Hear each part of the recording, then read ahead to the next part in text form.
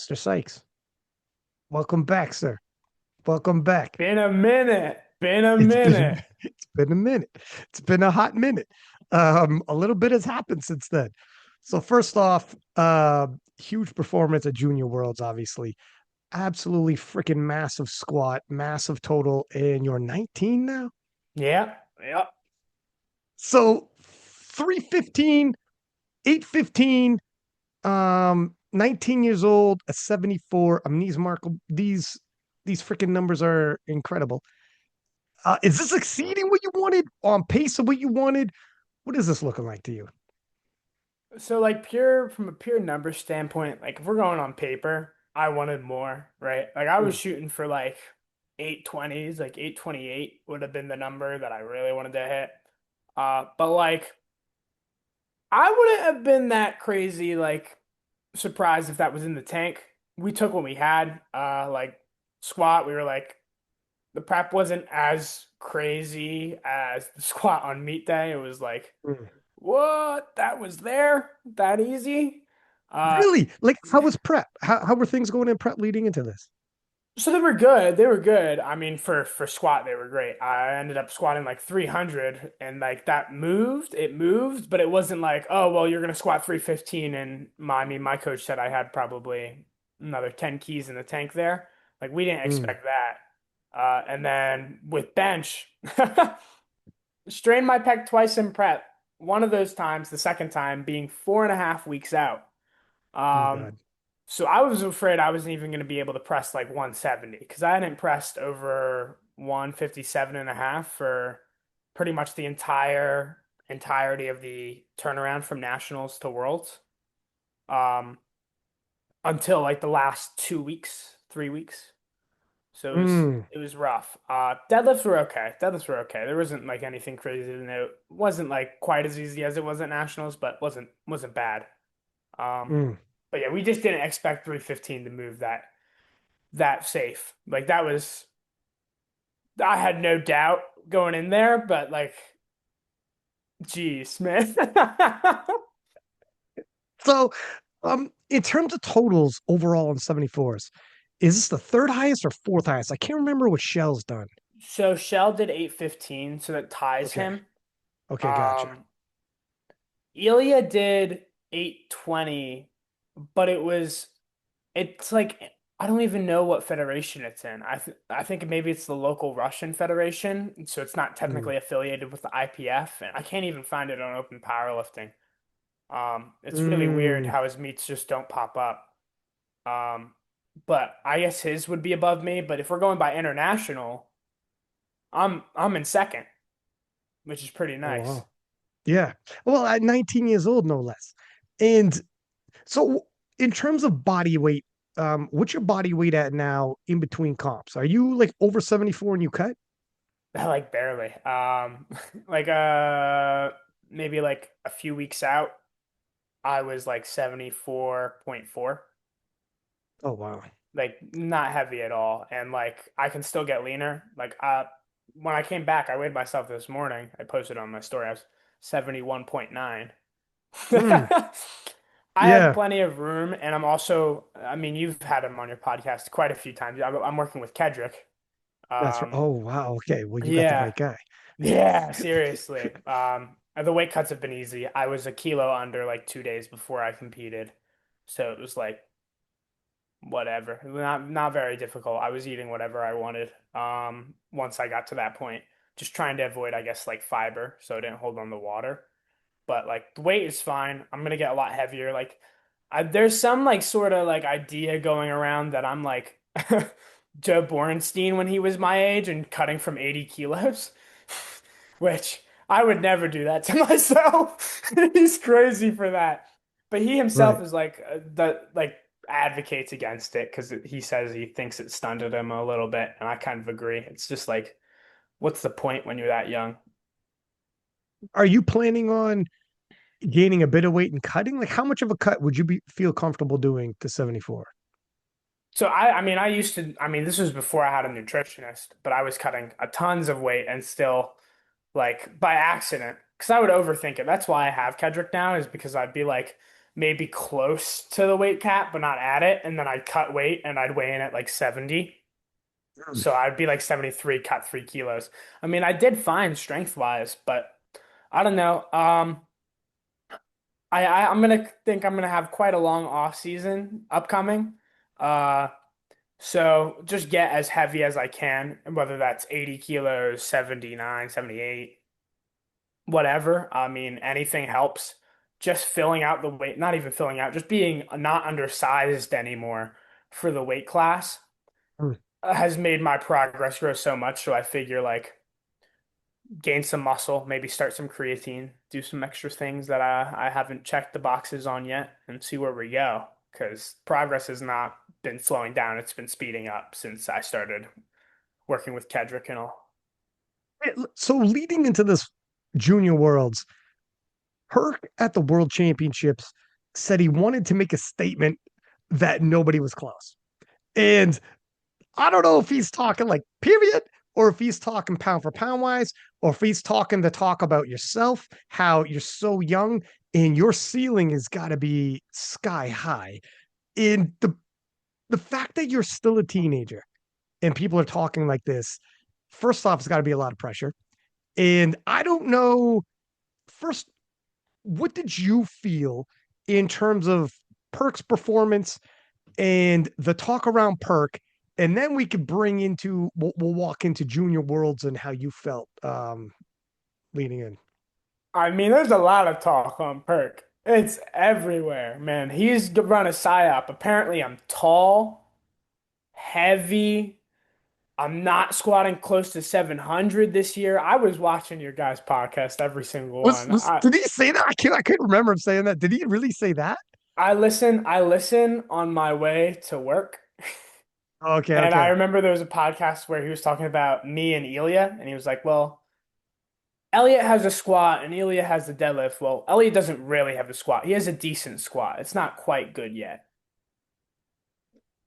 The second best in the weight class ever. What more do you need from me, man? Yeah. Um, but and he was talking about how he thinks I'll squat close to 700 soon, but not this year. And I was like, whatever, man. Um, but there was pressure for sure, but it's also like I'm a completely different person than when we talked last year. I feel mentally. I was not the most confident person. Like I was in shambles before I walked out into the platform sub junior worlds Really? last year. Oh, dude, I was close to throwing up and everything. Like I felt, oh, I mean, I missed my second squat, which I then got on the third. Um, And why do you think that was? Was it, what was it then? I just didn't have, I wasn't doing the things I needed to give myself that confidence. You know what I mean? Like I couldn't look at myself and listen to myself and say, I put in all the work I need to get here. You know what I mean? And now it's not even close to that. And I just like I was walking onto the platform this meet. It wasn't anxious. I wasn't anxious. I wasn't scared. I wasn't angry. None of that. I was excited. I was ready. I was like, this is where I belong. I've been working and training through all this stuff going on for the past like 9 months. And I just want to get it all out there and do what I've been working for this whole time and get this is the fun part, right? Like the Mm. work and all the training, that's the hard part. This competing, that's supposed to be the fun part. That's when all your work flourishes and blossoms, you know what I mean? And I'm just so much more confident than I was last year because I can look at myself and ask myself, did you do everything you can? And for the most part, yeah, I did everything I can. And if you're doing everything you can, you're gonna get the best result you can, you know? Um, Talking about the Perk podcast, so I mean, I'd have to revisit it. It's been a hot minute, but obviously it's going to stand out more for you because it's talking about you. But Hmm. what you're saying, honestly, I don't remember all that, but I'm sure um, it sounds very much like when Taylor was the number one, Austin was on the come up.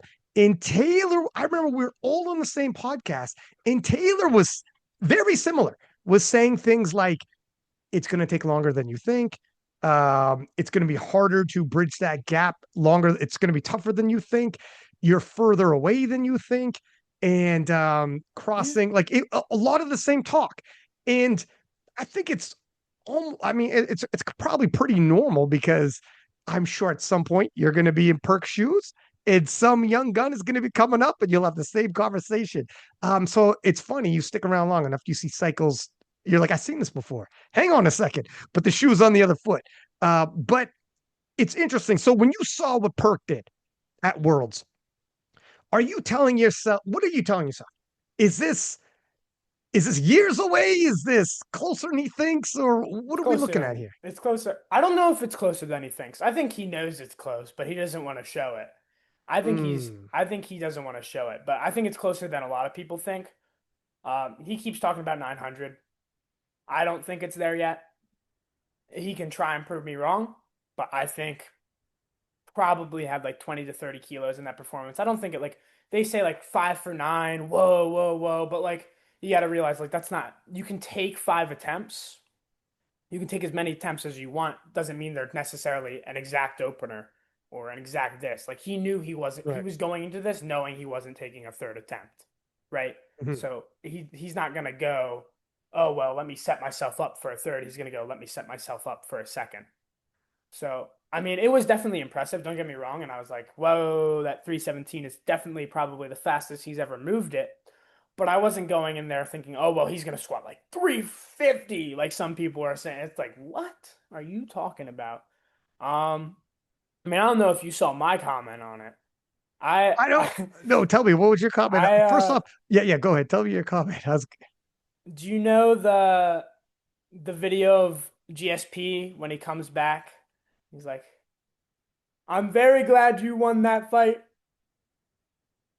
but I am not impressed by your Yeah, yeah, performance. yeah. And I commented that as a GIF, and he responded with like a laughing one. It was fun, good fun, good fun. No hard feelings. But I for me, there was a lot of talk in the buildup of like 850 isn't the ceiling, blah blah blah blah blah. I'm gonna fight Joe Borenstein for best lifter, and then it turned into 842 and a half, and it was like, oh well, if Borenstein beats me, it doesn't matter because I know how strong I am. And like he's like, I know I'm the best lifter, but like respectfully, like you can't say that.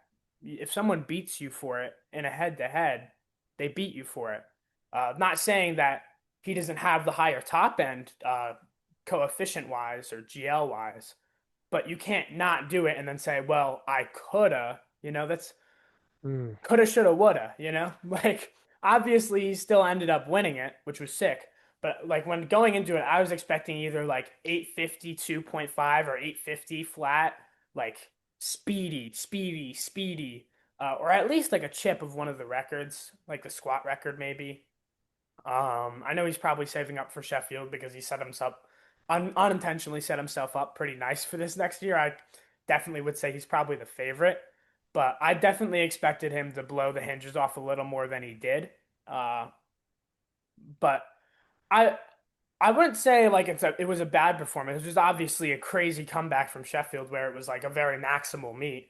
Um, but it wasn't enough to discourage me and make me think, oh, you don't stand a chance. Oh, you're not even close. It was nowhere near enough for me to be thinking like that. I agree in that it was clever marketing on his part to say, I'm going to hit this total with this many lifts. And I wasn't sure how that would be received. I wasn't sure if people online would be like, oh my God, he did it with 5 lifts. Because I also was thinking, kind of like you were, I mean, to a large extent, Penn will go 5 for 9, 6 for 9, win world titles. And if he just didn't come out for his third attempts, he could have said the same thing. You're just pacing, like you might just be pacing for like 2 attempts or pacing for like, I know what you mean when you were saying that. So I wasn't sure how it would be received, but it was received well. And people Yeah, for online, sure. people ran with it. So it was good marketing, very good marketing. On the flip side, I don't want, like you, I'm hesitant to overly read in on it. I also think, yes, he's uber talented, no question. But exactly what that means for what his top end really is difficult to extrapolate because just because you ended off with that second attempt, or if you even if you just went in, just hit your openers, it doesn't mean it was just opening weight. A lot can happen from second to third, or sorry, opener to second, second to third. And it's too much to try to gather. Like, okay, if you did this with 5 lifts, what would happen if you did all 9? Now, leaving people to answer that question in their mind's eye was genius marketing for him. And he did a great job. And I think, like, if he knew I can't do this, I want to save it for Sheffield, but I need to make a statement and have people talking. I mean, he did a great job, bang up job. I just like you, I'm not sure what it means. Now he can hop on the podcast and say 900, but how close is 900? How realistic? I'm not sure. And then if I was you, um, am I intimidated and thinking, man, he's further than I think, or am I scratching my head like I'm not? There's a lot of question marks, which isn't the worst thing in the world. But so you're thinking, like, how quickly do you think you will enter the 840 to 850 range? If you're at 815 already, you're only 19 years old. Next year.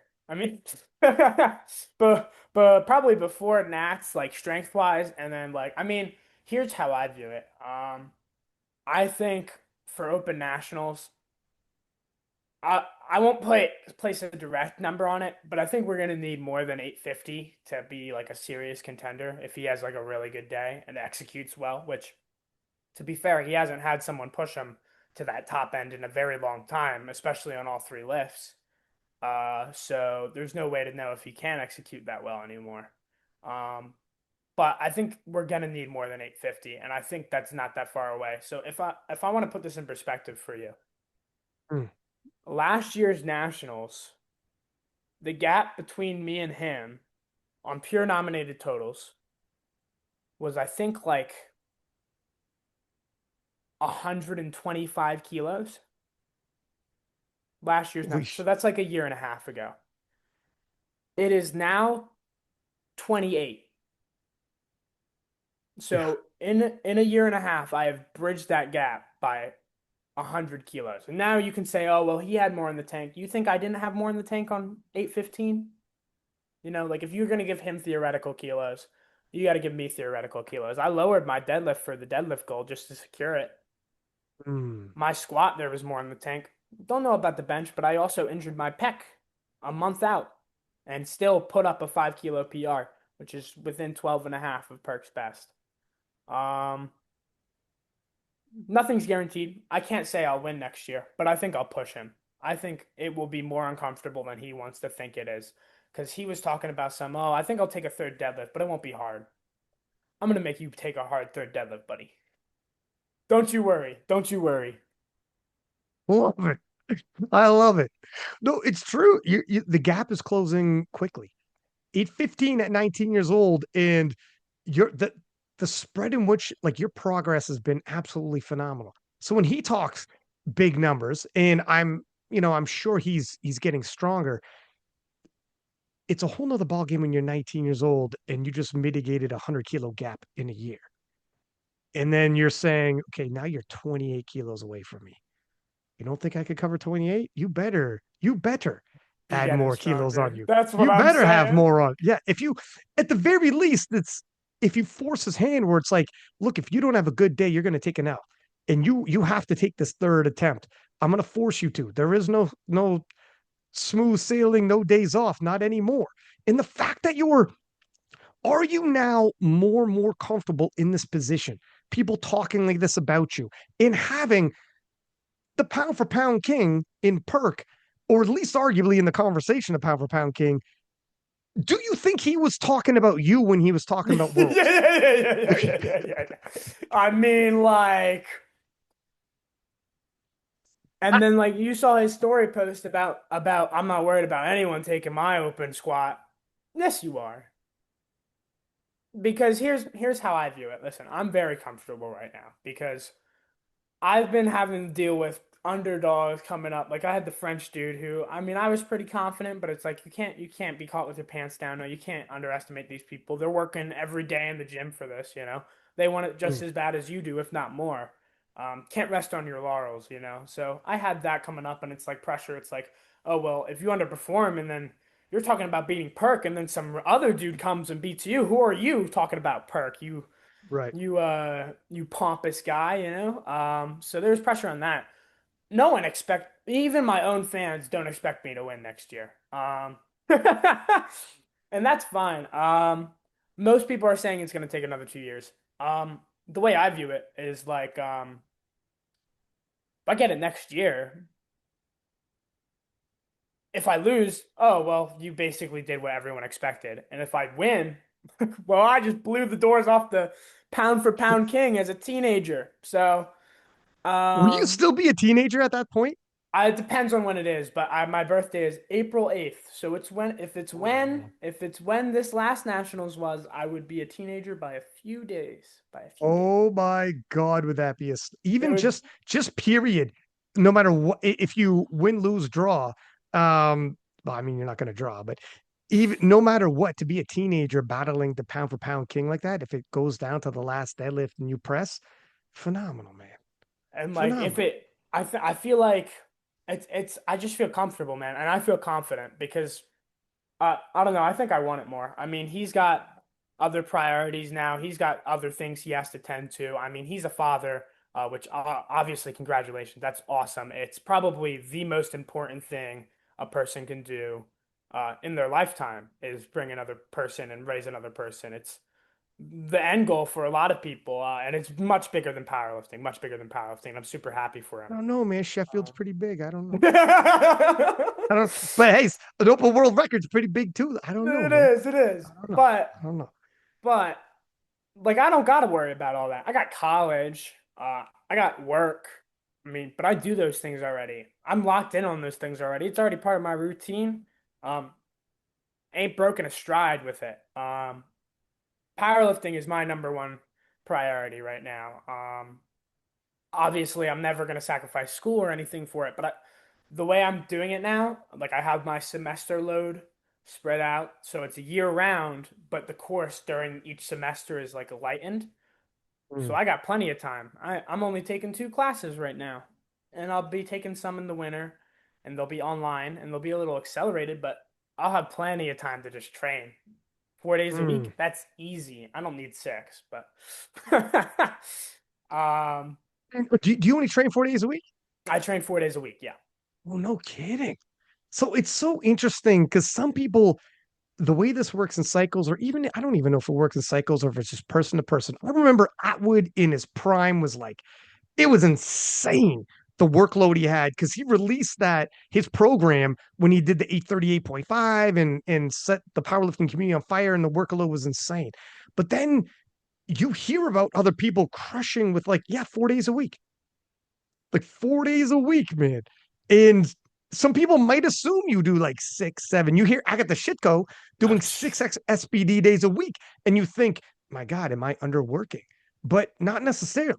Like you might leave your best in the gym if you overtrain. It's you got to work smarter sometimes, not just harder, as cliche as that sounds. But that's Exactly.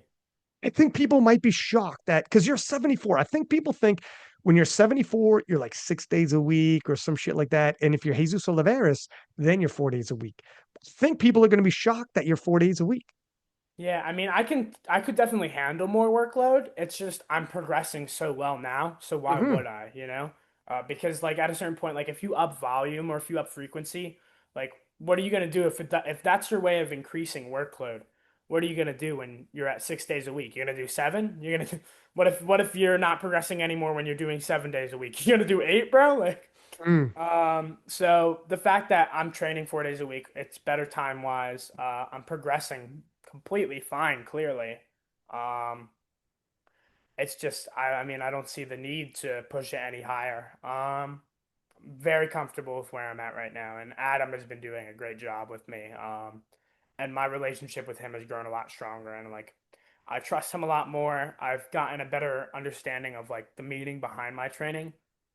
There's times when I do more intense stuff, like this prep, I did 2 blocks where I had like 4 times SBD days, and two of them were Mm.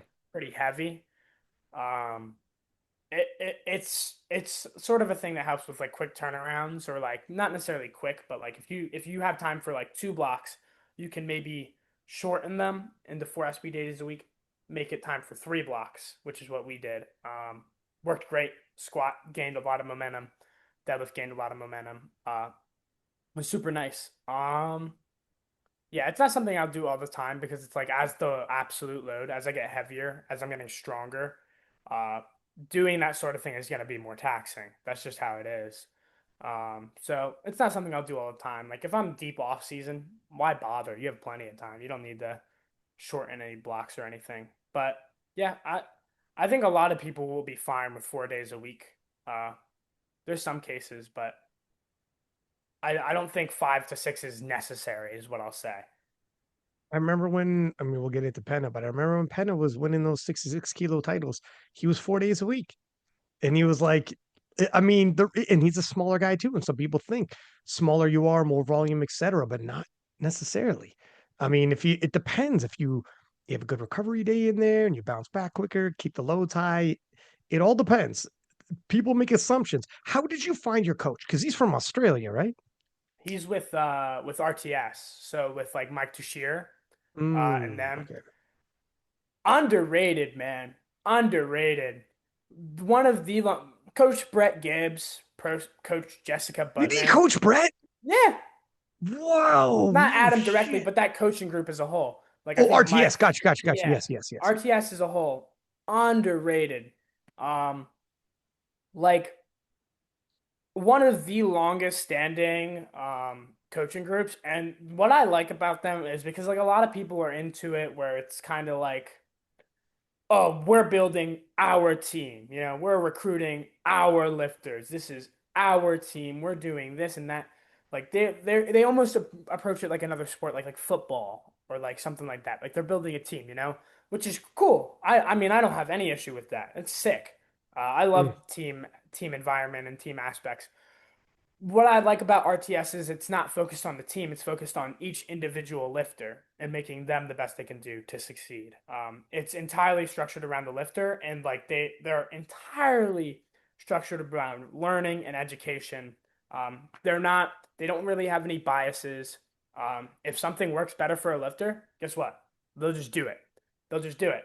Um, I really like the way they style their training. It's been great. But yeah, I found them because it was like one of the longest standing coaching groups that consistently put out world competitors. Maybe not the best because you got to find outliers for that, and there's people recruiting out there. So you're gonna get these mega rosters with a bunch of outliers, but like consistently putting out high level performances, maybe not best of the best, but high level, making a good athlete great, not just a great athlete great.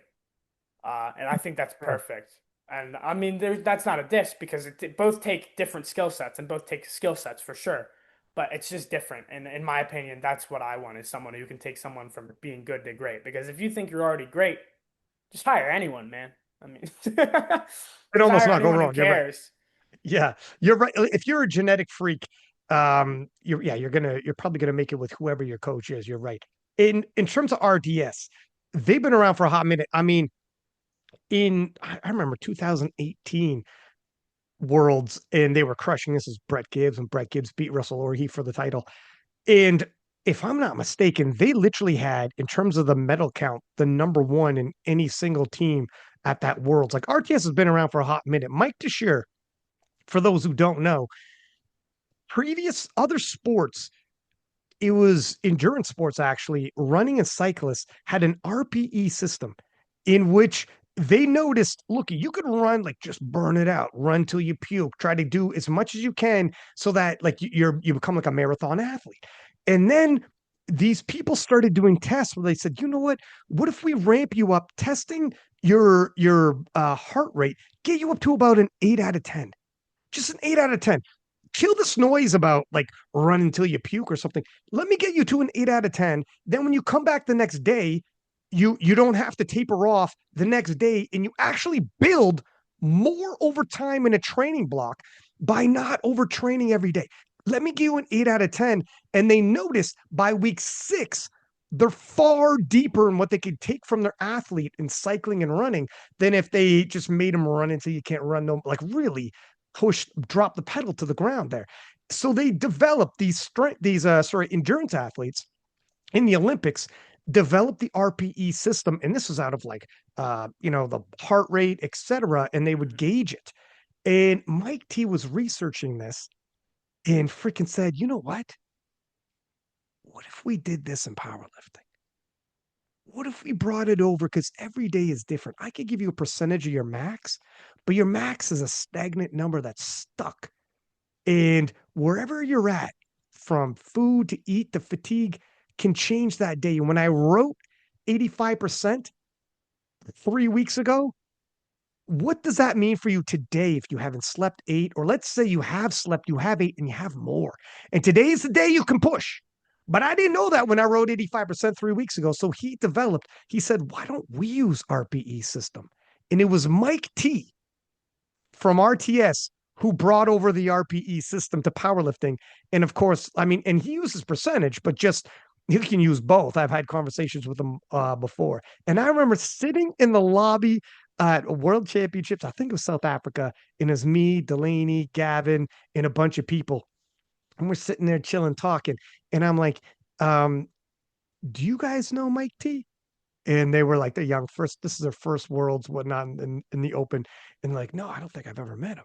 And Mike was standing right over there. And I go, you guys know the RPE system in programming? They're like, yeah, of course. I'm like, that's the guy who did it. Let me bring you over here and introduce you to a legend. And brought Mike over, and the rest is history. Like, holy shit, he's a encyclopedia of knowledge. But yeah, our RTS man, been around for years, and there's always a flow. Like right now, John Song is killing it. Speaking of Gavin, he's also got Anthony McNaughton, Yeah. Angelo, and a bunch of other lifters. Like it's cycles, right? But all it takes is one team to catch a star. Like if you do look at what you're doing right now, you start winning open world titles against a guy like Perk. RTS's roster is going to be filled right back up again. You know, Hey like man. all the yeah. Adam will be telling Mike, "Hey, we got one, we got one." But yeah, tell the boys we're back. But yeah, it's a good team. So, how did you end? Are you like student of the game and you followed all this? Did you know all that when you went to RTS, or how did you find RTS? So yeah, I didn't know quite the extent I do now, but I had an idea of like they consistently coached world performers or world Mm-hmm. championship medalers, and that was Mm-hmm. like what else do you want to look for in a coaching group, right? Like Yeah. if they've been doing it consistently the longest, that's who I'm going to. And I really liked a lot of things. I was a student of the game, so to speak, but not as much as I am now, and I've gotten an even more like in-depth appreciation for all that they do and all that they know and like their approaches to things. Like, and I think that's a big thing too, is like understanding what you're doing once you go in there. Mm. Um, like I see a lot of people going like, "Oh, well, I don't know what my coach is doing, but it's working." But I like saying I know exactly what my coach is doing, and it's working so well. Because then you understand the concept that's getting you there, and you can apply it to other things. You know what I mean? Mm. Advance it and expand it in your training. So I think that's important. Is like knowing what your coach is giving you. It allows you to execute with intention, which is so important. Like the impact. I remember even Penna saying initially in France, and they were very much mostly all the programming was coming from within France, and there was a language barrier. And Penna taking RTS online coaching classes, Yeah. and because he spoke English, he's a really good English speaker, obviously, and him taking the knowledge from the online RTS classes and applying it to his programming, and then bringing it into France. And then obviously Penna came up like himself, Leah Bavois. At the time, he had Noemi Alibert, and then eventually, Turbo Tiff. Like Penna has been involved with several world champ. Like he was the first wave of French lifters. Since then, we've had several waves, several teams, etc. But again, it was like so. That's what I'm saying. RTS. If you've been around for a hot minute, you don't got to explain who RTS is for those who know. Like Mike T and RTS have left their footprints in the game deep and have changed the game, literally revolutionized the game. But when you said it, like everything that comes in waves, there are other coaches and other coaching services that have risen. So when you said RTS, I was like, oh, this is, I like that you're with the team. I know they're very much scientific based. I got nothing but good things to say about Mike and all the RTS fellas. I've met a lot of them over the world. I think I've met Adam as well. And, Peter and all of them, they're phenomenal. Oh, So, Peter's awesome. He's so yeah, fun. Peter's amazing. Yeah, they're all good guys. Like, they're all really solid. But yeah, and another thing I've noticed, year over year, how mentally prepped do you think you are more and more? Because obviously this has come to you very, like, you were really young when you got a lot of attention from, it's look at powerlifting's not in like mainstream like MMA or something. I know you're an MMA fan, but it's big enough community that you were freaking you're still a teenager, and the type of attention globally on you. And for you to walk into that kind of pressure and the type of stuff that were attached to you, like you said, last year's Junior Worlds, you were describing yourself like it was a rattling experience. You're like, oh my gosh, I don't know. It's and then to this year, and you're still only 19, you're still a teenager, but feel more poised, feel like it's all happening at an adequate pace, or how do you feel like in terms of your maturation mentally as an athlete? I'm glad you asked that because I think, look, my total, obviously, like I talked about bridging that 100 kilo gap like that. But my execution, my mental game, this was the first. So, nationals, right? We'll go back to nationals, this nationals. I was like going into the meet and I was a little bit nervous. But, when you're an athlete, you have a switch you find once you're competing, and then you're in that zone. Perk talked about it during his 851. I don't know if he's rediscovered it, but he's talked about it. Like you have a zone you're in that when you're on, you're on. And nationals, like I got through squats. First two, I wasn't in there yet. Third, once I squatted my third, I was in. And it had been a while since I had been in. You know what I mean? So I was like, oh, I'm in my headspace now. First 9 for 9 meet since I was 16. Boom, like that. Total 800. Was sick. Amazing. Perfect. Some room in the tank, too, obviously, as we saw. But this meet, different, man. Different. Because I was in the warm-up room. I couldn't help but smile, man. I couldn't help. I could not help it. I was like, I'm itching to get on that platform. After my opening squat at the top, I let out a laugh. I was like, oh, we're going to have a day. Oh, we're going to have a day. And then we went on, 9 for 9 meet, uh, bench PR, squat PR, deadlift match PR because of we had to go down there to get the gold. But 815 with room. And the first two meets I've ever gone 9 for 9 back to back, and they're both Mm, over or 800 and over. Um, I I was in the hall for that squat for 315, and I was like, the weight's already been lifted, man. Over this past 9 months, the weight's already been lifted. I just got to do it. Now I just got to do it. You know what I mean? Like I had almost no doubt I was gonna get that squat, if any doubt. I didn't. Now, obviously, I didn't expect to blow it up like I did. Otherwise, I would have reached for that open record. But, but I had not an inch of doubt, and that is so far different than what it was. It wasn't forced. It wasn't like that forced confidence. Like at Worlds, I had like almost forced confidence. It was like I have pressure, but I'm expected to perform, so I got to force myself to feel good. I couldn't help but feel good going into this meet. And I mm, I cannot help but feel like this is going to be a trend now because I'm not leaving as many boxes unchecked as I was. I mean, this isn't common knowledge until I guess now what I'm about to say. Leading up to Junior Worlds last year, Sub Junior Worlds, I was training twice a week. I wasn't sleeping well. I wasn't eating well. twice a Uh, week? What? Adam will How? hate that, but What? I was What was missing a lot of happening? sessions. I had a troubling high school career, man. But after that, I kind of realized like This is where I belong, man. Because that, even though it wasn't necessarily the performance I wanted and I wasn't confident, it felt like I belonged there. And I wanted to experience that feeling again so bad that I was just like, okay, 4 days a week, we're getting a nutritionist. Um, no boxes unchecked. No boxes unchecked.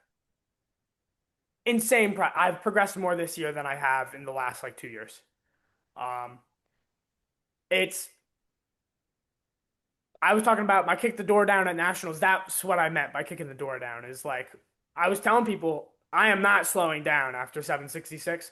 I am speeding up because there are so many things I can do that I'm just not doing, and now I'm gonna start doing them, and people are gonna notice. People are going to notice. I'm gonna make them notice. But yeah, man. There's a lot of room in the tank. There's a lot of room to go. And I know Perk was talking about his logic of why I won't catch him. I feel like there's a new reason every single time. But I remember him talking in his podcast. He was like, "Oh well, at his age, I was only doing like 5 sets of 5, and he's been with a coach longer than me, and this and that." And like, one, it doesn't really matter, man. I don't think. If I catch you, I catch you. Uh, Two, I can make my excuses as to why I wasn't better earlier too. Doesn't matter how good you were early on. I agree with that. Like just because I beat Perk's numbers early on from when he was younger doesn't mean I'm going to beat Perk now, right? Because that's different. That's two different people, realistically, right? But the reason I think I'm going to guaranteed, I think it's a matter of when, not if. The reason I think is because I am at that level where I've surpassed what he put up and I'm only getting better quicker. And I don't think there's a single prospect out there right now that's progressing at the rate that I am progressing at, while I'm also the highest level there is. I mean, who else is doing that? Like, I don't know anyone who's added from in the last year and a half 90 kilos while already having like a competitive open total. Like, When you say it's a matter of when, not if, do you mean catching Perk? yeah, Oh, it's it's exciting. But you gotta have that attitude. You gotta come like that. I have no doubt, man. I have not a single doubt in my mind. Before this Worlds, I was kind of like, I don't know. What if I slow down? There's a lot of stuff going on. I was like, maybe it's not guaranteed. Then I had this Worlds, and I felt that switch I flicked. Squat showed up. Bench showed up anyways, despite the injury 4 weeks out, and I PR'd. Deadlifts were fine. Like, I have zero doubt.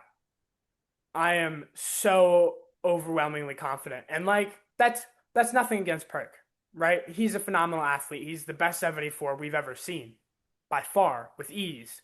He's winning pound for pound titles like that like we did at Open Worlds on 5 attempts, whether you want to say he was paced for what or not. Like insane athlete. But in my opinion, no one in this sport has done what I've done so far this early on. And I don't think any person who has done those things this early on has kept progressing the way I am. And it's not just progress in like, oh, I'm getting stronger, I'm getting mentally tougher, I'm maturing. I just feel very, very prepared. And I feel like the system I've built up around myself cannot fail me. I'm so confident in the people that I've surrounded myself with and that support me that I do not believe they will let me fail. It does feel good to have a good when your team is solid. How much does that help your confidence? When you look to your left and you look to your right and you see your team beside you, you're like, okay, we're all right. I got the best of the best around me and I'm comfortable. And Perk was talking about 900. How close do you think Perk is and you are? And is this a Me, race to me. is this like because if you're a 50 range next April, I mean, oh, you're not that far off. I don't know who will get to 900 first. Is 900 in your future or is it further off for both of you, and you think Perk will slow down before he gets to 9? And like, how does this look to you? I think it's gonna take a few years for Perk to hit 900. Like I said, I don't think it's there yet. He thinks it's there this Sheffield. I don't think so. I'm all I'm all ears and all ready for him to prove me wrong, and I love that. That's sick. I don't think it's there yet. I just don't think he's shown anything that proves it. Like his bench didn't look any better. His deadlift looked like back to where it was when he put up 851 maybe, but not any better. His squat looks better, but like maybe like 5 kilos, right? Like 5 kilos faster almost. Um, I would say he's probably, my guess is like 20 to 30 kilos off. Or no, I should say like 30, 25 to 35 is what I should say. Mm. Is my projection of where he's at. Like I have him like 865, 875. That would be my guess. How far am I? Is it in my future? Right now, my primary focus is simply put, because I'm an MMA fan, right? I like I like resumes. I like to collect heads. Mm. This is my first head. This is my first target is Perk. If I get him, that's the start of my run. Which is why I feel like I have because people keep telling me to move up to 83. I feel like I have to try at least to beat Perk. Um, I just there's the this is my moment to live up to. You know what I mean? This is my chance to prove myself against the best of the best, and that's what he is the best of the best. Um, if I don't beat Perk this year, 900 is in my future I was for about to sure. say, As a yeah, 74, for sure. really. If See, I, that's yeah. Sorry, keep going, keep going. you're good. If I do beat him this year, it's a maybe, right? Because I don't. Once I beat Perk, for me, there's nothing left to do in the weight class. You were talking Mm. about Pana and Kjell coming up. I think they will be remarkable. Obviously, Shell has done everything there is to do in the game. I don't know if he's got enough miles in him left to go back to being 815, let alone being like high 800 range, um, to mid 800 range. I think at one point he definitely had it in him. I just don't like. I think the 66 cut probably took a lot out of him. And granted, it was to reach greatness. He's now Mm. done literally everything there is to do in this sport except win classic world games, which he was like close to doing and also like that wasn't a thing back when he was in his prime. So, you got to be fair to him. It's like, well, now you're this old going against all the up and comers and people who are still hitting strides, and it's like a little bit tougher. But the fact that he did that cut to 66 for Sheffield and won it at his age when everyone was like, "Oh, why'd they even wild card you, bro? You're washed. You're washed." And then he went in and won, and everyone was like, "Oh shit." um, but I don't know if he'll be back at 74. Pana's actually making better progress than I expected. His squat, his 280 that you reposted like a little bit ago, that moved It's pretty, and he's only pretty well. 72. He's Yeah, 72 and I change. So it'd be interesting when he's like 77 cutting. exactly because well he can cut right, so he'll get heavier. He can cut. He can Yeah, cut. we Yeah, yeah, know yeah. the Pana lean man, Yeah, yeah, yeah. but I don't know if he'll be high 800s either. I could definitely see him breaching 800 though, which is crazy that we're now talking about another person breaching 800. Like it's getting more Mm. common. Um, it's insane that someone of his resume from the 66s is coming up and then also looking like he can maybe total 800 plus as a 66. But I just don't know if it'll be enough to convince me to stay. I would love to go against Pana, but realistically, like if I beat him in the next, or if I beat Perk in the next 2 years, I'll go against Pana anyways at Open Worlds if he makes it. And if he doesn't, then I don't think I have anything to prove by staying 74. And my focus would be gaining weight and staying healthy and maintaining long-term progress. And also, I think there's a lot more heads to hunt up in the 83s.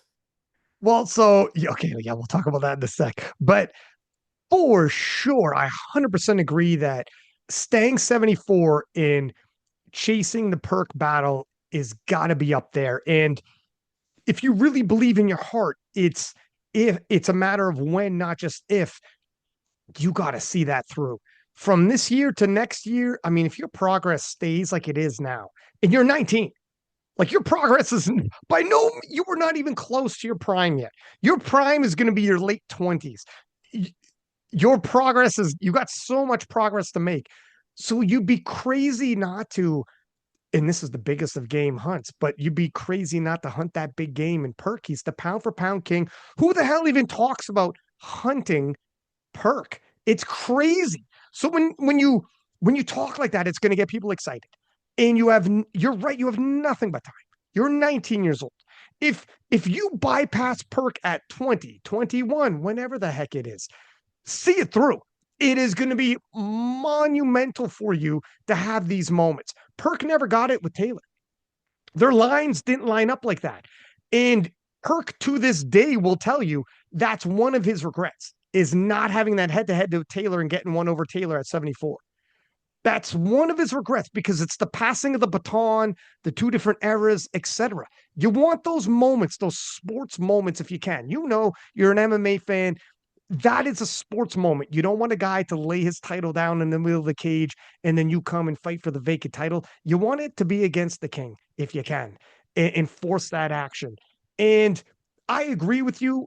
If you have a head to head with Perk and you end up beating Perk at some point, even if it's under 900 kilos, if you moved up after that, I think it'd be all right. And it's not a big, like sticking around for, unless 900 was right around the corner and you're like, oh, would I be the first to hit 900 as a 74? What does that mean to me? You could have that conversation with yourself. But I think more would be people will remember the clash if it's with Perk, and Mm-hmm. it's going to be for the all time, or not all time maybe, but the pound for pound king, and all the implications that come with a win over Perk might be. I mean, you would be people. It would be absolutely monumental for you to get that win. So yes, 100%. I think it'd be too quick to move to 83 without forcing that issue. Even if it takes a couple goes at it, you gotta force. You're 19, so no sense rushing. And in terms of Kjell and Pana, then catching up and catching you and Perk is going to be a big ask. I agree, but the one thing that'll bring is Kjell's resume and having a guy like that in the midst of the world's, or any of the battles that you guys might have. It means something to have a Hall of Fame legend there, world champ in and out of equipment, world games champion in equipment, Sheffield champion. Like it's his resume is like you already said, it's ridiculous. So Ridiculous. Yeah. having a guy like that in the pack, even if he's on, the other side of his prime, still amazing. And in terms of Penna, same deal, but his in terms of him catching up to where your number is going to be and where Perk's number is going to be, top end heavy eights. He's probably more looking to break into the eights. I agree, Mm-hmm. which is going to be a gap between you and Perk. However, the popularity and star power he brings, particularly in Europe, it's amazing to have a guy like that in your division, in along in your battles. And if you guys are at Worlds and he's at Worlds as a 74, the amount of eyeballs that tune in and whether he's battling for silver, bronze, or whatever They the hell don't he's battling, care. They you don't want him in. Yeah, care. Yeah. you want him in there. You want him in there. He is always going to be one of the most popular guys. So he's always going to be a welcome. And he's a two-time world champ, Kjell, multiple-time world champ. Obviously, Perk is Perk. Star power is what you need. You don't want a division that lacks star power and lacks people who care, lacks people with good storylines and good talkers. You throw any of the guys I just mentioned on a podcast, they're going to kill it. And everyone's going to be talking about what they said, and it's going to be phenomenal. So you want that. You, you, For you sure. definitely, it's a healthy, you're entering the 74s in a healthy 74 kilo class, which we need. We need. These are characters you want, characters you need before you abandon it. I think Yeah. yeah, there's a lot more to be done. I agree. I agree. I'm glad you were along the same lines. Now, when we talk about the 83s, yeah, frick. What do you think? Are you is it hard to wrap your head around? Obviously, you see Joe B, he's a young guy too, hit 900. Everybody's just absolutely going off in the 83s. What's your impression? So, I mean, I can't say anything crazy about Joe Borenstein yet because he's young. He's a moving target. That's how I'll put it. In the way my analysis of it is, I don't think Perk is very much of a moving target. He's progressing, but now it's kind of in like fighting for a kilo, for some kilos, right? Borenstein is actively gapping and like gaps between it. So 865 to 900. Obviously, he had the 890, but that was like with a short turnaround. He got sick, like on the international stage, a bunch of ifs and buts, right? I mean, I'm sure at his next meet, I think he's doing a Venkis next, right? Yeah, a Venkis and Sheffield. I'm sure there will be some big totals there too. He's a moving target. He's almost just as young as me. Fun fact, our first nationals was together, USAPL Teen Nats. Yeah. He was a teen three, I was a teen one. It's pretty cool. Storyline, there you go. But Yeah. he he's a moving target and he's insane. He's crossing barriers no one's done before. Um, he's gonna be hard to catch. I would be lying if I said I don't want to though, and I haven't been chasing him since that first nationals. I have been chasing him since that first nationals. Really? Yep, and every time I feel like I get close, he goes, "Nope." But I've wanted that battle a long time because I love him. I think he's a great dude. I think makes such a great impact on the sport. He's super kind, super humble. I can't say enough good things about him. I'm very much a Joe Borenstein fan. Um, but as a fan, at some point, I want our paths to cross, and I want to fight you. That's that's the point. But whether that fight will be good, I can't say. But hey, man, everyone seems to be thinking I'm made for the 83. So who knows? Who knows? Maybe I'll get that big jump that Atwood and Bornstein got. Why do you think people keep saying this about you both? Is it because your age and they just assume you're going to grow into 83? Or why do you think they keep pushing you towards 83? Um, but I call it the Perk psyop part of it because for some reason he thought I was heavy last year when I was like 4 kilos under, but also because like I like to say I'm jacked, but like I got some room on the frame, I got some room on the chest, I got some room in the legs and the back, some room in the arms. I don't think I'm gonna be 74 forever. Mm, As much as I would love to be a career 74 and like just keep pushing it, I think there will be a limit to my progress. And as someone who has a big squat, I mean, I think I'll get some pretty good gains from going up a weight class. mm. And I have some milestones with squat that I would like to hit that I think require going up to 83. Um, but we'll see. It's hard to tell, It's just so early on. Um, but at some point, I would love to move up to 83. I think I still have a decent time left in 74. Like I said, I was 74.4 before the stats, and it takes time to build that muscle. You're not just gonna gain like another 5 kilos in a year of muscle. Like just not, it's just not gonna happen. Maybe two. Mm. Um, but like I have time.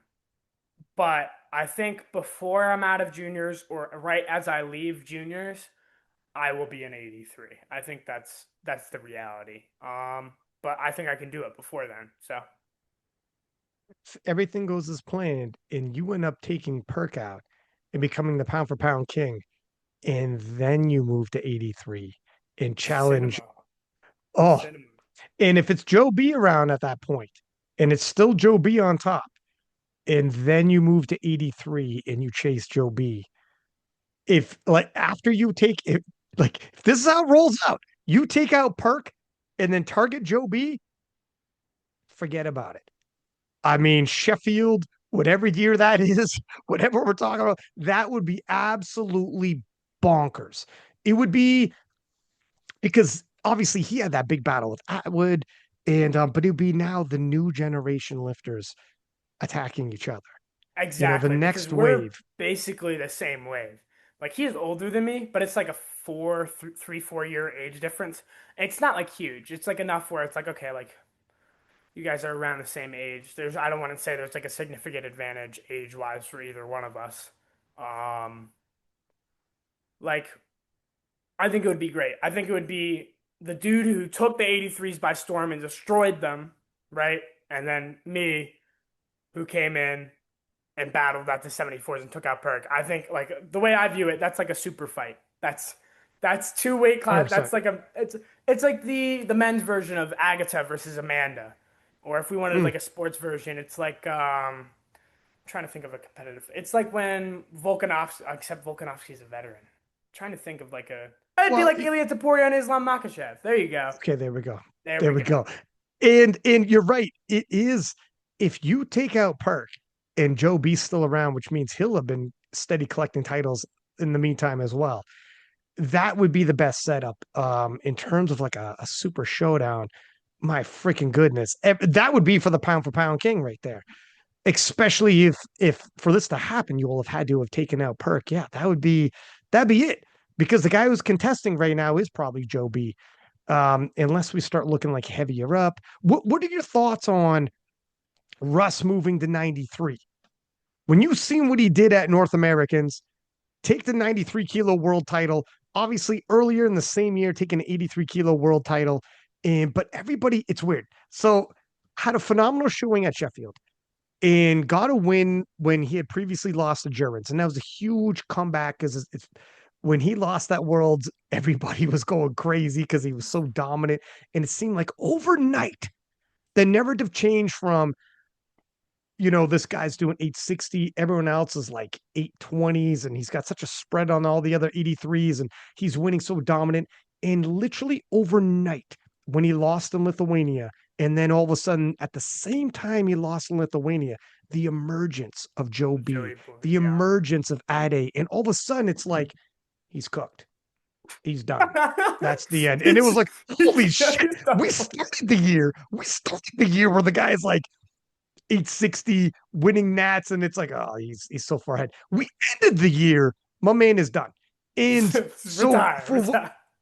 it's crazy. And then for what he's done in 2025, won Sheffield and and got revenge, but that and took the world title, but or sorry, world record. But then of course Joby answered back with 900. So it's like, what are you gonna do, Russ? And then Russ pulls out of World Games, emerges as a 93, and right off the bat takes the world record there.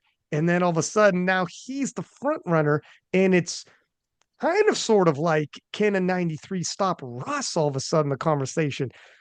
How do you think of it? The turnaround, the comeback that is Russ, and the this cat's got 9 lives.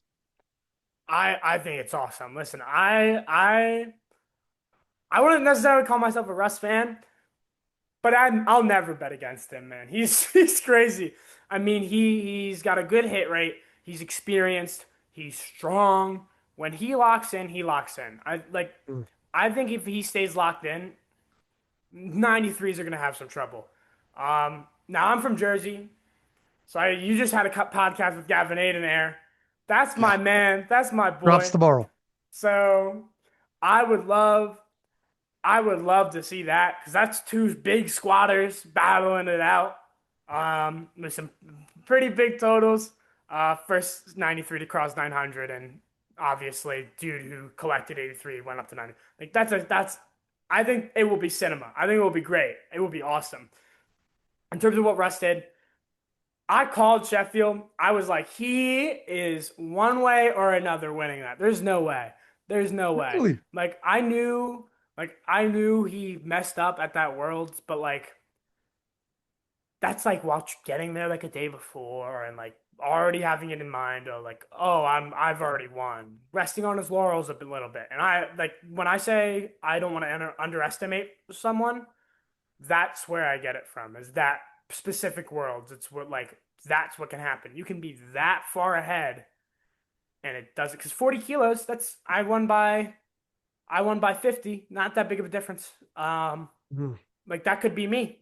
That could have been me. If I have an off day and one of them has like a really good day, if I don't take it seriously, that can be me. Um, but he was hungry. He was very obviously hungry after that. Like, how can you not be? You got everyone clowning on you, calling you washed. You got Borenstein coming up. You got Ade.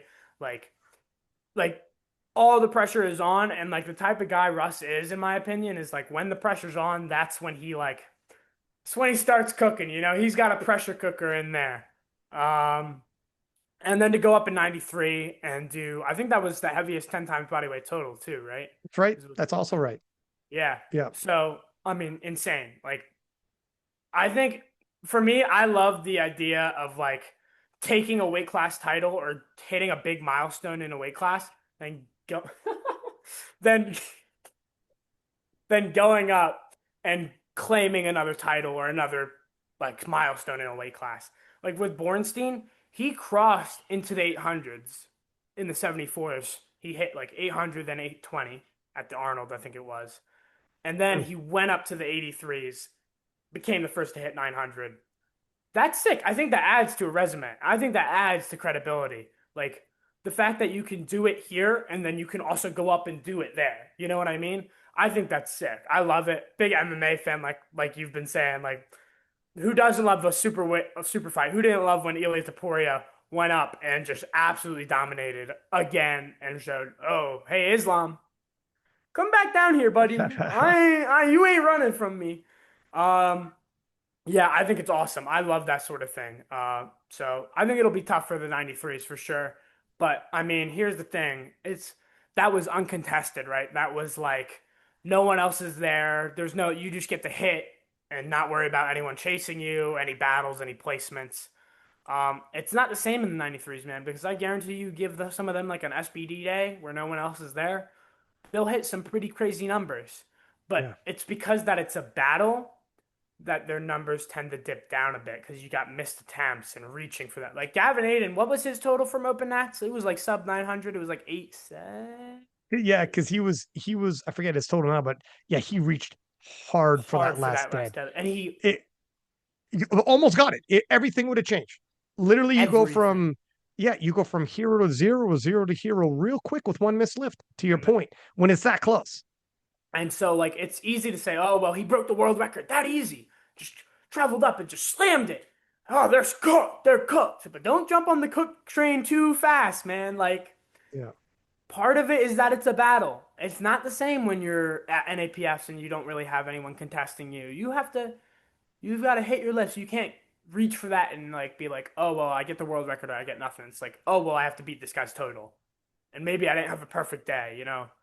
And he's gonna have at Worlds when he has to face Emil and Gustav, he's gonna have to have gone through the ringer with Kaiko, Petrie, and Gavin before, and who knows how short the turnaround will be. They still haven't announced Open Nats, but like I don't I don't think it's gonna be a walk in the park. I'll say that. Like, especially for once he gets to Worlds, because we saw how Kaiko's total dropped when he went to Worlds. Because like, if you asked me, like, if he had been the strength that he was when he was at Open Nats, like that's game over. He was strong because that was Mm. what was that, like 918 or 920 something, right? But Nats, he didn't quite hit 920, but it was, I forget what the total was now. It was around there anyways, but he And was he hit it extremely strong. and room on bench, room on deadlift. You know what I mean? Like no one else in the 93s was doing that at the time, and it was just like, oh, he's cooking. But then you have to deal with Aiden, Gavin Aiden, and Brandon Petrie, and then also all the other 93 juniors coming up. And it's like, oh well, I have to burn myself for Nats, and then I have to turn around and like with how American Nationals is tied, do like a 1 month turnaround into Open Worlds and face another bunch of heavy hitting 93s. It's a ringer. It's a matter. It's almost like a matter of pacing, but it's hard to pace when you have these monsters in your weight class that are Hmm. all around this low nines mark. Hmm. First off, 100% agree. Especially, yeah, if you're going through American Nationals, you're going to drop that freaking hammer and go 100%. There's no such thing as cruising and saving, particularly in 93 kilo class. Like if you're Amanda Lawrence, you got to spread. You're okay. But if you're in the 93s, right up to the last freaking deadlift, you're battling. And then you're going to turn around and it's the exact same thing because internationally, you got Gustav, you got Emil, like you got a whole nother cast of 93s waiting for you. So there's no breathing room. And now the 93s in the US, Russ, Gavin, Petrie, then you throw in the other guys like Meach and all the other 93s are all hovering real close. Like you slip up, they're going to take your spot. Yeah, it's going to be freaking phenomenal. One thing, obviously, a guy like Russ brings tons of eyeballs. They're not like the 93s needed more eyeballs, but they're going to get some. But they're going to get some. And Russell put on a show. Oh People yeah. love it's just I can't believe how long he's been here. Like in 2018, he was battling at Worlds, and here we are, 2026. He's going to be at Sheffield, the first one. It's it's great, or at least we think so. I don't think that wild card's I been mean, that's a announced. lock. That's a I lock. mean, Who it hasn't was been announced. thinking it? We all think so. It hasn't been announced yet, but yeah, I'd be surprised if it wasn't. Given, I mean, God, can I you mean, he's imagine? got Is anybody everything. but Russ? I mean, you got two. At least one of those going. He's got star power. He's got merit. He has the world record. And he's been to Sheffield and performed very well before. Right. So Yeah, it's he's the full package. It's just wild his staying power and lasting power, and to keep molding himself and adapting to the game.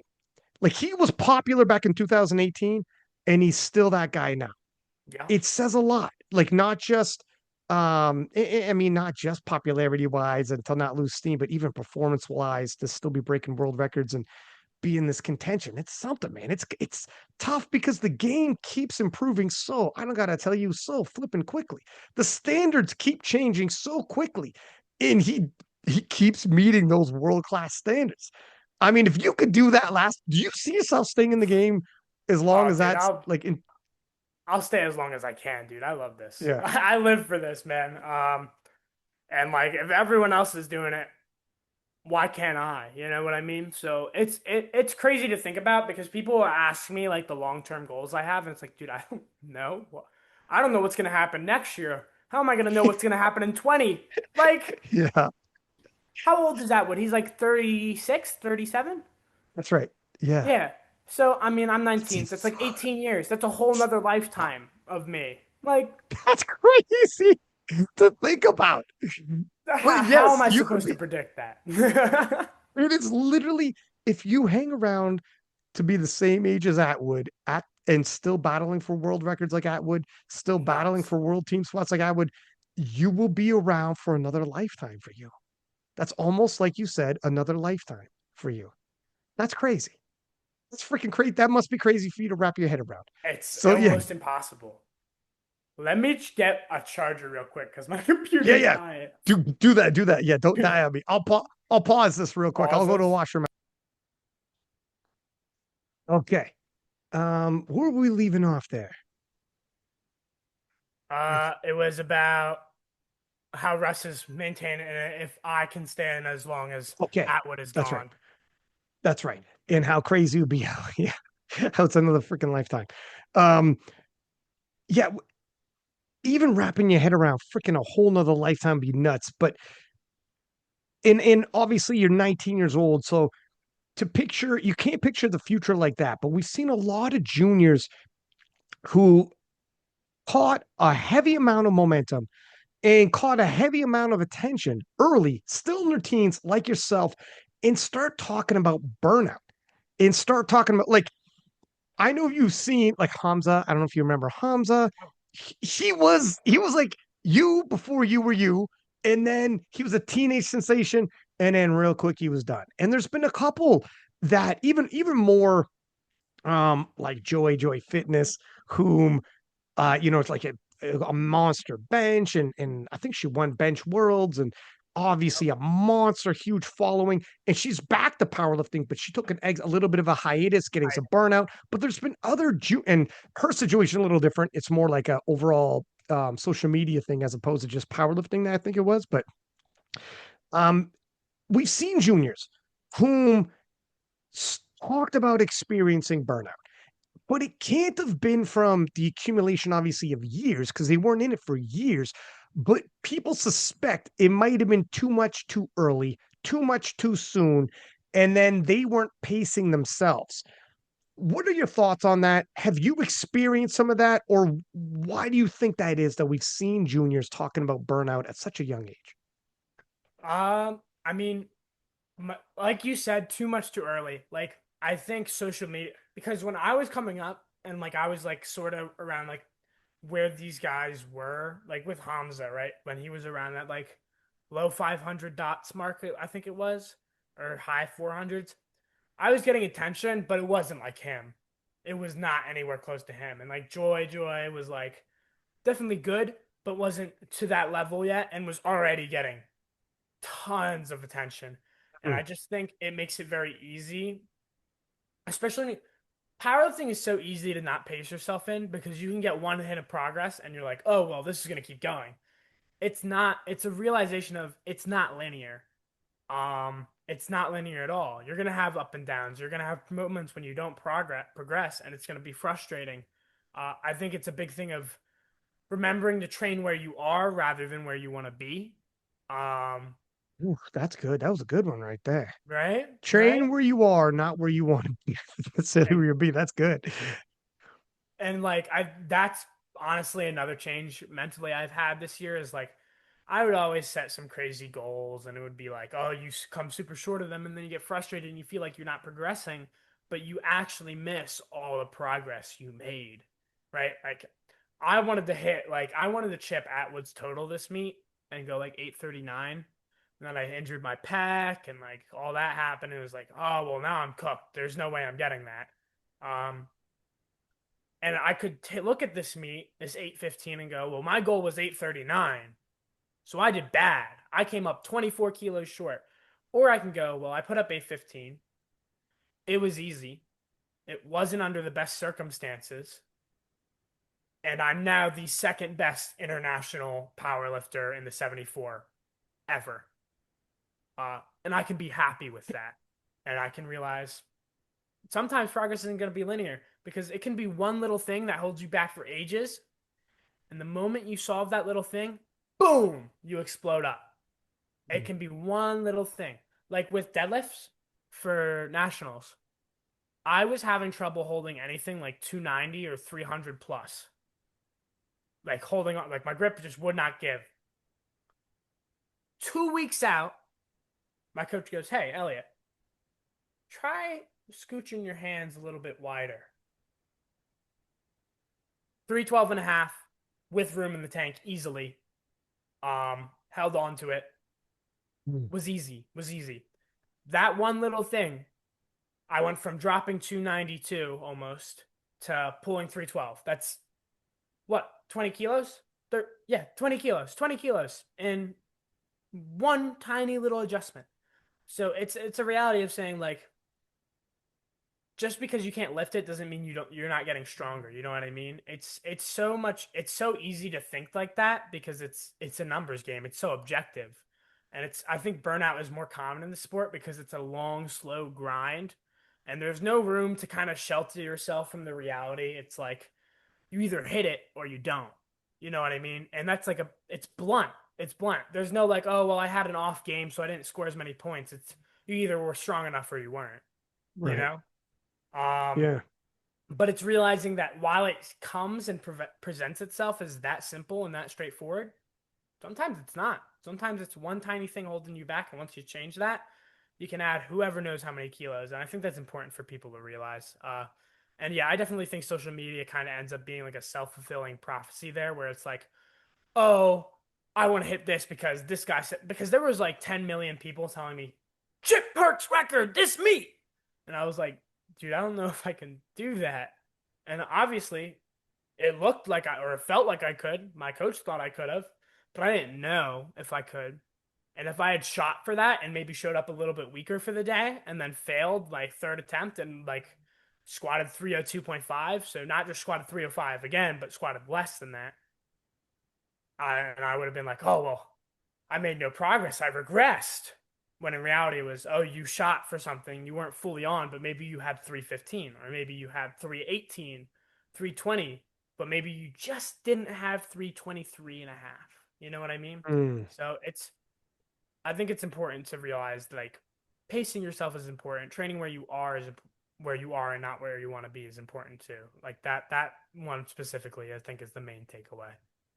I like, first off, you got a really good perspective for somebody who's 19. But to be, you're right that you are one small adjustment away from adding 20 kilos onto one of your lifts. Anybody listening right now, like you made a small adjustment to your deadlift, 20 kilos later. Like you're struggling and you don't see an improvement, but you are one small adjustment away from a massive eureka moment that changes one of your lifts altogether.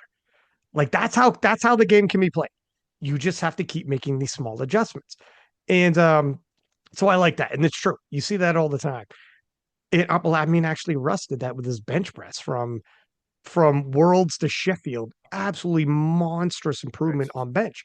And he said he was watching Megan Scanlon's bench actually in develop taking some of her technique and applying it to himself. And then bam, his bench press shot up. He's opening with what he finished at previously.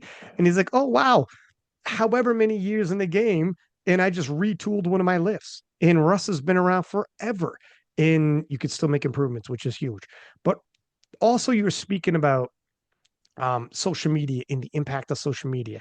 And this is what's when you follow some of the junior lifters, you do wonder, like, look at when I was your guys' age, we didn't have this. We didn't have to worry about this. And I don't know what I would have been like as a teenager on social media, things I might have said and done and not be able to take it back and be like, oh shit, it's out there forever. And then when you're older to look back and be like, oh God, I can't I'm I'm grateful social media wasn't around when I was a teenager. You're doing great. I mean, I've never seen anything from you that'd be like, oh God, he's gonna regret that later. You've been great, but it is a different responsibility early on. Like you're still now you're getting okay, so you've grown up with it, so it's a little different. You know, but some people are adjusting on the fly. It's a little overwhelming. You don't just have people your own age, you have full grown adults following you, critiquing you. I mean, this is it. You're in the hunt. You know, you are at the top end of a sport, but of course you will. But many people will be teenagers with full grown adults critiquing their performance, critiquing how they carry themselves, viewing everything. It's a whole nother level of pressure that most people, even as adults on social media, will not get to be just, I mean, you were talking about, look at last year, I was in high school and people might forget, hey, yo, you're talking about somebody who's in high school. So when you're talking about him just in general, it'll be weird for a kid in high school who's got this level of scrutiny on him. Um, and that's not at all relatable for high school students or freaking adults that when they were in high school, they never had to deal with this type of scrutiny. So you could see where that might be overwhelming and the ability to stay in the pocket when it comes to social media because you're young and you don't want to get too out of pocket and be like, oh shit, did I do something wrong there? Am I going to look back? Um, and also, yeah, treading that line. I mean, I don't know. Do you think what do you think is the biggest factor for these? Because you might feel it even though it's not happening to you. But what do you think is the biggest factor for these juniors experiencing this burnout? Is it the pursuit of numbers? Is it the overall attention and scrutiny at such a young age that feels awkward and weird? Or um, I'm not sure. What do you think it is? I think I think obviously I think it's all tied together. If I had to attribute it to one thing, I think it's the chasing of numbers. I really do. Like you saw even before social media with like West Side Barbell, when they would Mm, be like pushing themselves to the limit, shooting for numbers, shooting for numbers, shooting for numbers, and then oh well, no, well now you're either in prison, overdosed, or something. Now obviously it's not to that level anymore, but it's like, oh well now you don't want to do the sport anymore. Now you hate the sport, you know? And it's not a sport where it's like, oh well if you hate it, you can do it. If you hate powerlifting, you will never succeed or be able to force yourself to do powerlifting. That's just the reality. Even if you are genetically gifted for it, if you do not love powerlifting, you will not be, because you have to do the same thing every single time you train. mm. Every single time. I watch my lifts of the week, my primaries and my secondaries. I watch them over and over again until I do the next week. because I love it. I love it. I live for it. I will watch that over and over, even if it's just like an RPE 7 deadlift. It's not a PR, it's just a random number. It's just what I hit that week. How am I pacing? How am I going to do next week? What's on the table at the end of the block? You know? Like if you don't love this, you will not succeed in it. And I think a lot of people either they don't love it or they're chasing it and they're chasing it until they almost grow a resent. They're chasing numbers and then they don't get those numbers and they almost grow resentment towards the sport. Mm. When it's like Y- y- that's supposed to be the fun part is figuring it out.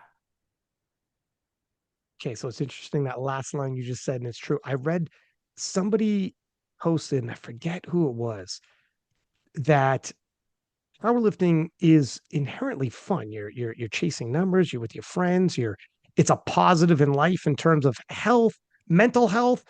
What do people say? Number one, you want higher serotonin levels, you want to deal with stress better, start exercising. It is Yeah. literally proven fact. It is mentally healthy, it is physically healthy. It's not powerlifting, it's your emotional attachment and how you're dealing with these situations. So instead of pointing your finger, someone wrote a post saying, instead of pointing your finger at powerlifting is this, powerlifting became so toxic. No, your relationship to it that you projected onto it did. You made it no longer fun by whatever you did with goals, by whatever you did with handling pressure.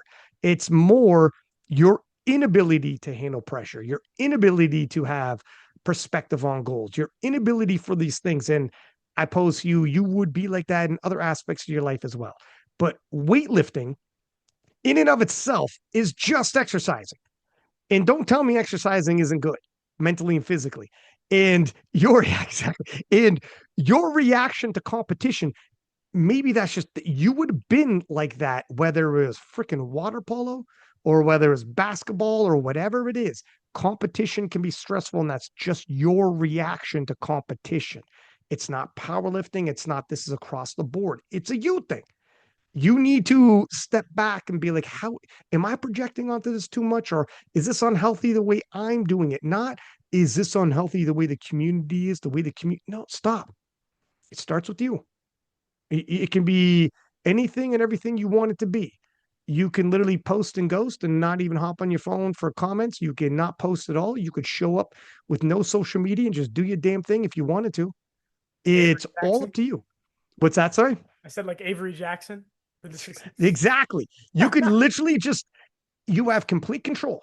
You you don't want you don't want too much scrutiny? No problem. No one will even know who you are. That's totally up to you. You don't want too much pressure from competition? Just do local meets. Don't go to nationals. Don't go to worlds. Don't whatever. But don't show up at nationals or make a national team and represent your country at worlds if you don't like the pressure of competition. You're literally at the pinnacle of it. You've literally put yourself in a funny place if you don't like competition and what that feels like. Kind of sort of shouldn't have taken that spot. Yeah, Should have gave it to someone else. maybe. Yeah, my dad had a psychology degree. He doesn't do that Oh anymore, wow. but he had a psychology degree. He's a big believer in cognitive behavioral therapy. No How you kidding. think, how you think determines how you act and how you perform. So that's like a big thing Wow. is like if you think that you're not going to handle the pressure well, if you think there's pressure, if you think there's this is going to mess me up, it will. It will. Self-fulfilling Mm, prophecy. But if you have a positive mindset towards powerlifting, if you gear yourself to be like, oh, well, maybe I didn't do this, but I did this, mm. you'll continue to see those positives, continue to perform well, and it'll make you want to continue to do the things you're doing. First off, that's going to be a huge asset for you having a dad like that, who, like, obviously you're raised by your dad, so you've inherently had this already. By the time you're 19, you grew up in that kind of talking environment. But even you saying, look at it, would have been great if I could have chipped Atwood's record and you could have left me like, oh my God, I missed my goal. But then you very quickly pivoted and had another perspective of, yeah, but I've got the second highest total internationally, and I'm the first as a team to do this. And you have a very healthy way of putting in perspective and be like, all right, next time, that's fine. I still did amazing. Both can be true. Both can be true. Where some people, I do think if you make it an all or nothing, either I achieve this or I fail. That's tough. You're setting yourself up. You're putting a lot of undue stress on yourself. Um, but yeah, I wonder, do you talk to your dad about these kind of things? How into Oh yeah. powerlifting is your dad? Oh, really? Okay. Yeah, he's not like super into sport. He's getting more into it as we go.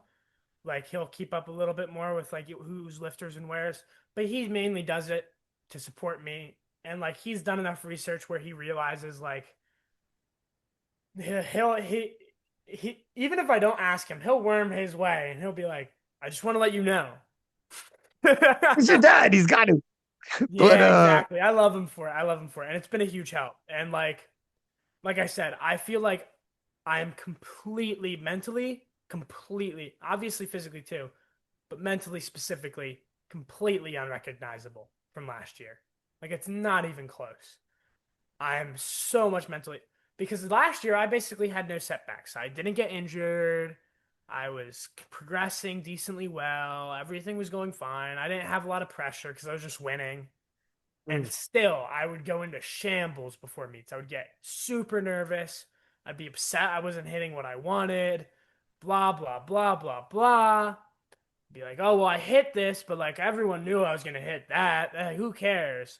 And that was when I did 725 at 70 kilos to get the best GL of a sub junior ever. And I said that mm. about it. I was like, oh, well, whatever. It wasn't my goal. And everyone knew I was going to get it. So whatever. I wasn't excited at all.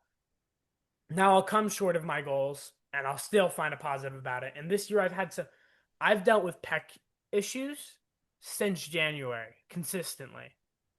Um, and I think mainly the reason for that, just so I don't freak anyone out, I was like, he's injury prone. He's injury prone.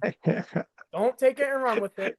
I've been in preps constantly since January, so I haven't really had a chance to give my pec a rest.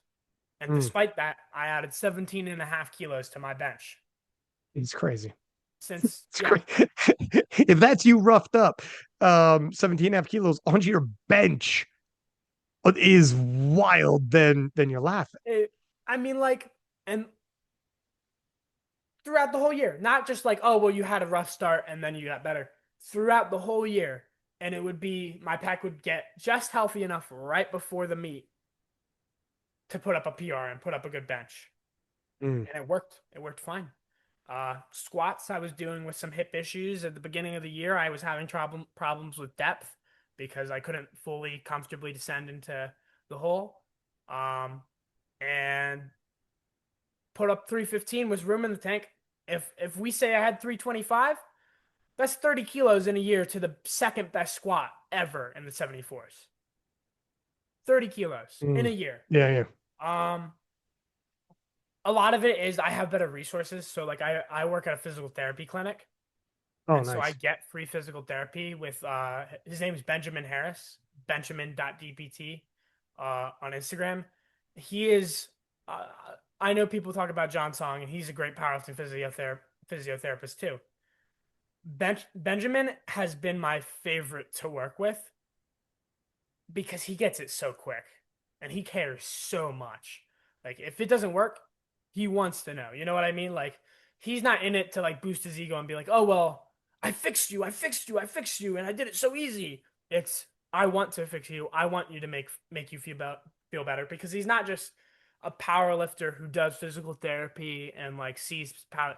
He's a physical therapist. He is truly a physical therapist who wants to help people and wants to make people feel better. And working with him has been so helpful throughout this whole year because I mean, I don't think he designed the rehab protocol for my bench that got me the 187. I had to rebuild my bench 4.5 weeks out Mm. from 120 kilos. Oh, damn. Dude, put out that program from 120 kilos, right? And obviously it was easy, but it was uncomfortable. It was uncomfortable. And he designed that and got back to 187, which was even further than he thought I was going to be 177, 180. I was instead 187, maybe 190. Um, and so he's made this whole process a lot easier. So part of it's also having a nutritionist too. Just much better resources. my approach has been, instead of panicking about these things that are going wrong, put yourself in a position where you no longer have to worry about it. Get an expert who knows about it. Like I used to panic about weigh-ins. Now I have Kedrick. You can worry about weigh-ins for me. I'll pay you for that. Yeah, right. And I used to worry about injuries. Now I have Benjamin. You can worry about my injuries for me. You know what I mean? Like, don't be afraid to reach out and ask for help. You have resources around you. If you're a world champion or if you're a national competitor, a lot of these people want to work with you. You're an elite athlete. You're a top performing athlete. You've got high end strength. Let these people do their job. Let these people provide you their services and make something out of it, because you don't have to do it alone. Listen, it takes a village, right? If you want to be the best of the best, you cannot expect to get there alone. And anyone who has ever said that they got to the best of the best completely alone, other than I guess maybe Ade, because he self coaches, but like he's probably had people he talks to about his training and he's like, Mm. help me out, help me out. When I first started powerlifting, I had a bunch of people helping me out for free. It takes a village. If you want to be the best of the best, you need to rely on everyone. You need to rely on everyone. Same way Atwood's coaches, because I was watching back those podcasts after his 838 and a half, and how his Mm. coach would go to other coaches and go to other scientists and look at this program. Is it good? Is it perfect? Is there anything I can fix? Rely on your resources.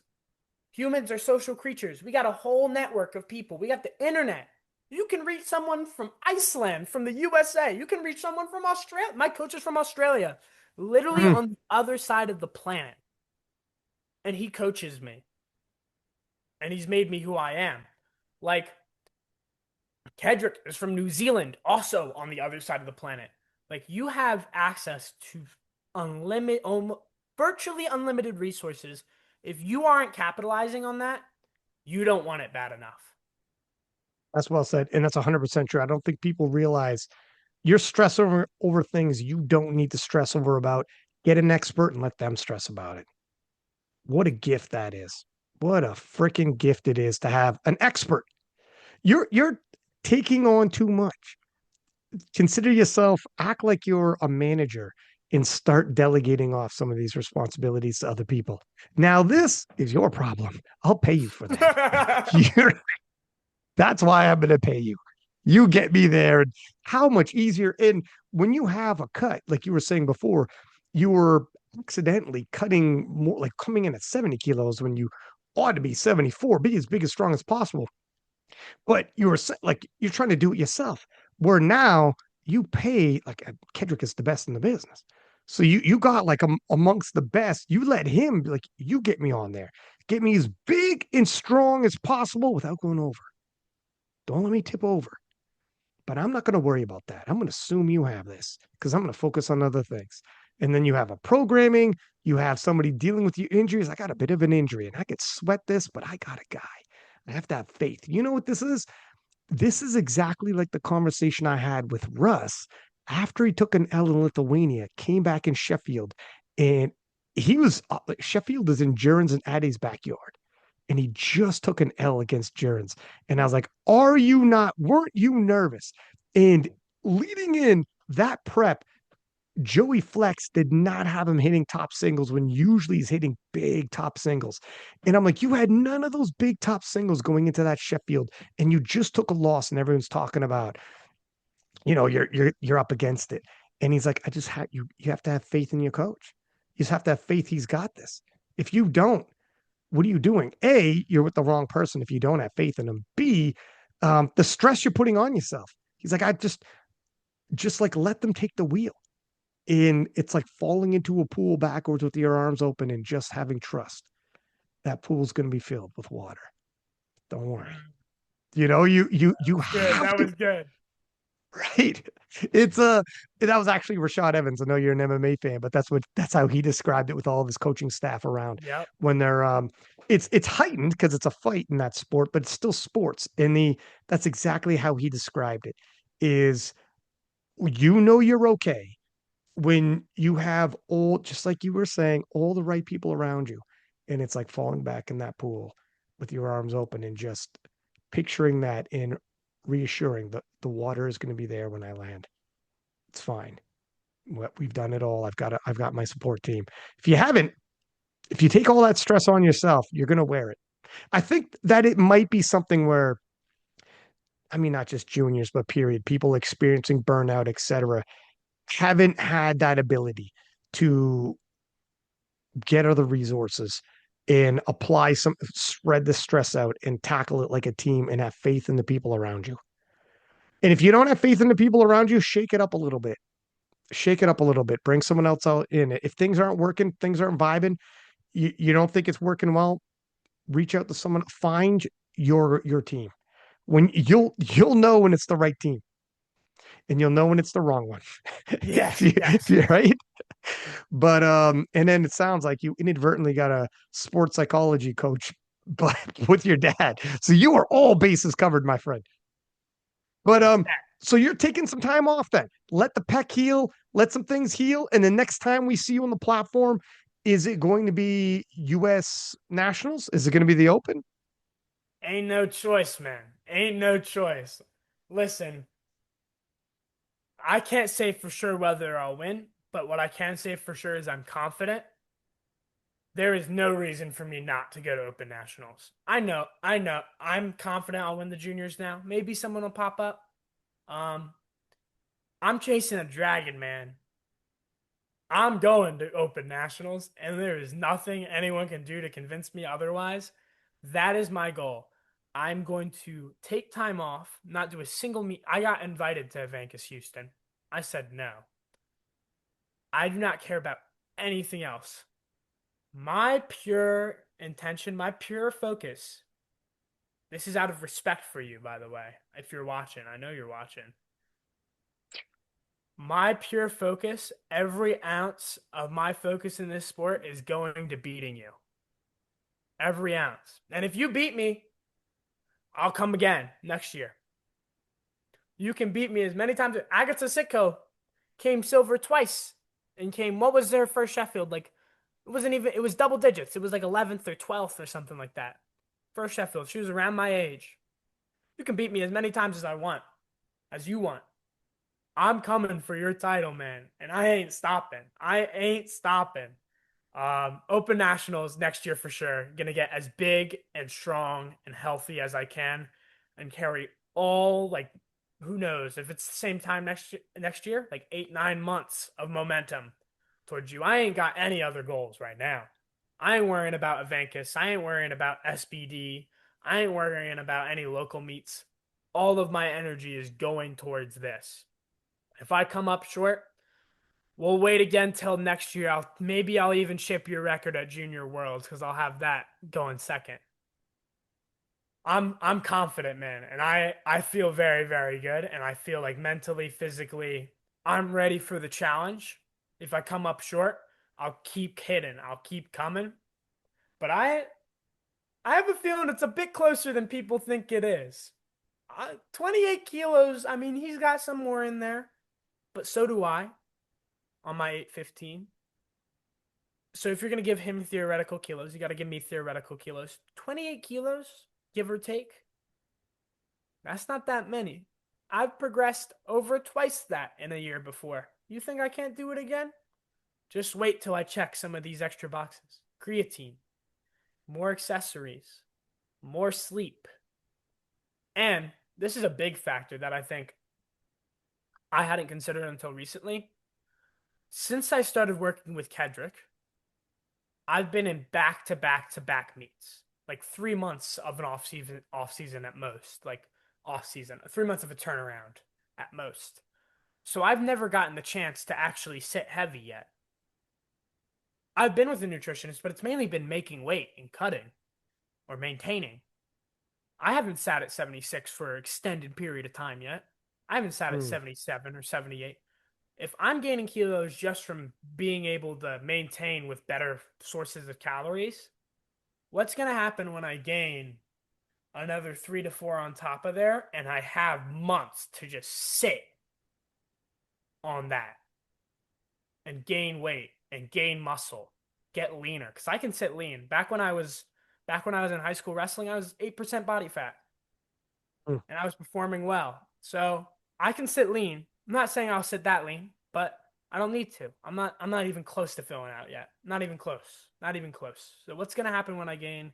Right now I'm 71.9. That's another, if I get 76, there's another 4 kilos. 77, that's another 5 kilos. And that's still only 2 to 3 kilos overweight in the off season. It's not a big Yeah, cut. it's an easy water cut, and that's a huge body weight jump. You're going to see massive strength advantage being 5 kilos heavier. I mean, obviously, this was back in the day when I was younger and still progressing, but when I went up from 66 to basically 67 and a half, I was like, if you remember my New York meet at Araxis, my Mm. squat jumped from 222 to 260 in 9 months. Mm-hmm. I weighed in 70 kilos fully clothed in the meet before I had weighed in at 66, butt naked. So, if that's maybe what, like 2 kilos of body weight if I'm fully, fully clothed in the second one. So like 2 kilos of body weight like that, and that's 15 to 16-year-old Elliott Sykes's nutrition plan. Like that's maybe not the best 2 kilos of body Yeah, weight. Now we got the nutrition plan of the dude who wrote a PhD on weight cutting. right, I got right. the resources, man. I'm doing my best. I'm doing everything in my power. There is no, oh, well, maybe I'll beat him. I'm going to beat you, and I'm going to do everything to ensure that I can say that confidently. I'm not saying this because I think I'm better than you. I'm not saying this because of any negative opinion I have on you. I think you're a great guy. I think you're strong. You're one of the, if not the most talented athlete we've seen in the sport so far, easily winning best lifter at Worlds. Insane accolades. Um, Twice in a row best lifter at Worlds. Like insane stuff. Like crazy, crazy. People are talking about removing Atwood from the Rushmore to add Perk in. Like you don't take that lightly. That's a big name up there. I mean, I don't necessarily agree because he's been around. He hasn't been around long enough, but people are talking about that. Just people talking about that when you've only been in the IPF again for 2 years. That's nuts.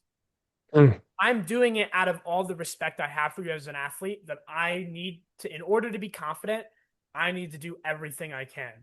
So know that I am doing everything I can, and that's why I say this with confidence. That's why, because I know I'm doing everything I can, and if I think I'm doing everything I can, look what I did when I wasn't doing everything I can. I put up 766 as a sub junior. Let's My see now. man, my man. First off, you belting off sound bites like crazy, and I love it. Um, all right, look at this. That was a perfect way to cap it off. Thank you very much for coming on the podcast. I think your growth as an athlete, and then also even on the mental side, I could see it myself year over year. And you're still only 19. The future is bright for you, my man. Next time I freaking see you, it's going to be at US Open Nationals, and we're going to see you go head to head. Hopefully, Perk is there. Hopefully, it's not some, through Sheffield or whatever. Hopefully, it's a direct head to head. But either way, we're going to see you at Open US Nationals, and it's going to be a flipping show with your progress and how quickly you're gaining steam, and just the difference talking to you year over year on the podcast. I mean, the future's bright, man. If this is you at freaking 19, my God, you're going to be a monster when you're 20 and start entering your 20s. But listen, thank you for coming on the podcast. Rest up. You earned it. We're all rooting for you. I think freaking 2026 is going to be insane. And I was hyped, but after this podcast, I am like so many levels more hyped to see you in Perk now. It worked on me, so I can't wait till the podcast drops and everybody hears Me it too, in man. Perk too.